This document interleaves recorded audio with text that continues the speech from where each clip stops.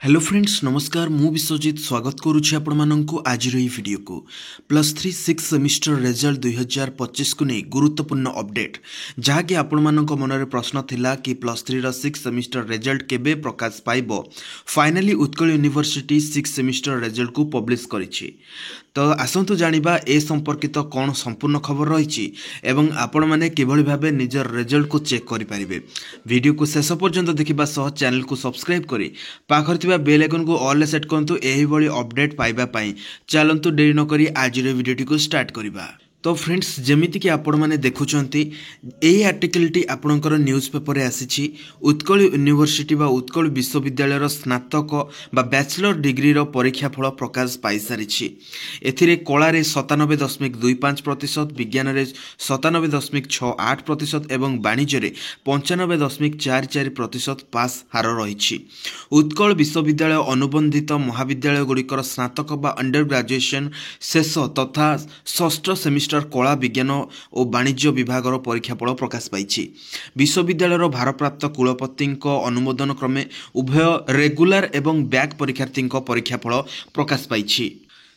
Honours एवं general बा पास रे पढ़ुथिबा छात्र छात्री परीक्षाफल एक संगे प्रकाश पाई। नूतन मॉडल सिलेबस अनुजाई परीक्षा देइथिबा छात्र छात्री ग्रेडशीट टैबुलेशन रजिस्टर अलग भाव ऑनलाइन रे कॉलेज गुड़ को पठे दिया जाइछे।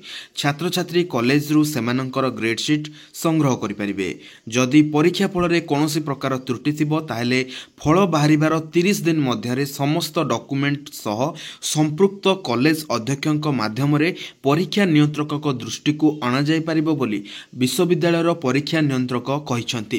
तबे सबुठारु गुरुत्वपूर्ण कथा होची जेतेबेले एही आर्टिकल प्रकाश पाउची न्यूज पेपर रे एवं Utkal university exam management system रो वेब पोर्टल रे हमें चेक करूछु रिजल्ट मिलु नै। तो मु ए रिगार्डिंग तथ्य मु आपण मानकु देखिया पई चाहूची। तो फ्रेंड्स जमिति कि आपण माने देखुछंती uuems.in या ऊपर जेतेले हमें क्लिक करछि इंटरफेस किछि ए भଳି आछी एवं तार जदि आपण देखिबे प्रोविजनल रिजल्ट कहारो प्रकाश पाइछि ना third semester regular and back 6 semester विषय एठी किछि कुआ जायनी। आ जदि भी आपण एठी लॉगिन करिकि देखिबे आपणकर रिजल्ट केमिति चेक करा जाय स्टूडेंट लॉगिन ने क्लिक करिवे देन आपणकर स्टूडेंट रजिस्ट्रेशन आईडी जो 16 यूनिवर्सिटी रजिस्ट्रेशन नंबर ता सहित आपणकर डेट ऑफ बर्थ किंबा मोबाइल नंबर दे सबमिट कर देले आपण रिजल्ट को चेक करि परिबे। तो चलंतु देखिबा। तो फ्रेंड्स जेतेबेले हमें लॉगिन करूछु तो एठी हमरो स्टार्टिंग रो आसीबा कथा कि declaration of provisional result of +3 6 semester regular and back exam 2024 किंतु देखो कौन ना +3 first semester back and third semester regular and back exam 2024 ये 2025 6 सेमिस्टर रेगुलर एंड बैक लिखा कथा ता सहित ऑटोमेटिकली 6 सेमिस्टर रो फोल्डर ओपन होबा कथा किंतु ये थर्ड सेमिस्टर रो फोल्डर ओपन होउची। तो जमीती फ्रेंड्स आपण मैंने देखिपुंट कि 6 सेमिस्टर रिजल्ट एबे सुधा वेबसाइट रे आसी नहीं। तो कारण कौन रही जानिबा एवं केबे रिजल्ट आसीबो। तो फ्रेंड्स जेहेतु एटा 6 सेमिस्टर आनुष्ठानिक भावे उत्कल यूनिवर्सिटी तरफ प्रेस मीट माध्यम हो किंबा न्यूज पेपर माध्यम हो प्रकाश कराला जे रिजल्ट पब्लिश हो सारी टैबुलेशन प्रिपेयर हो सारी केवल रिजल्ट अपलोड होबा बाकी रही।